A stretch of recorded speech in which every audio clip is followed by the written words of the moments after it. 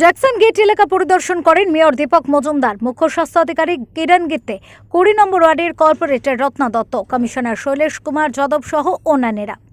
রাজ্য সরকার স্বাস্থ্য পরিষেবা উন্নয়নে গুরুত্ব দিয়ে বিবেচনা করছে। রাজ্যে যে দুটি রেফারেল হাসপাতাল আছে, জিবি এবং আইজিএমে, সেখানে রোগীর সংখ্যা দিন দিন বৃদ্ধি পাচ্ছে। সে কথা মাথায় রেখে আগরতলা শহরে আরেকটি হাসপাতাল তৈরির চিন্তাভাবনা করছে রাজ্য সরকার। যে হাসপাতালটির পরিচালনার দায়িত্বে থাকবে আগরতলা পৌর নিগম। কাঁসারিপট্টি পৌর নিগমের পুরনো অফিস চত্বর ঘুরে দেখেন মেয়র দীপক মজুমদার, স্বাস্থ্য সচিব কিরণ গিত্তে সহ অন্যান্যরা। যদি সবকিছু ঠিক থাকে তাহলে হয়তোবা কিছুদিনের ভিতরে এই স্থানে আরেকটি হাসপাতাল তৈরি হতে পারে। শহরবাসীদের জন্য স্বাস্থ্য সেবা উন্নয়নের কিছু পরিকল্পনা আছে। তো হেলথ ডিপার্টমেন্ট আগরতলা মিউনিসিপ্যাল কর্পোরেশনকে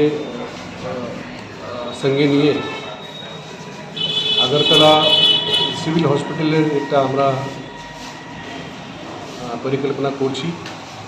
তো সেটা খতিয়ে দেখতে কোথায় কোথায় করা যাবে সেটা নিয়ে আমরা আজকে বিল্ডিং আমরা দেখাশোনা করছি। Bureau report, SD news media, Tripura.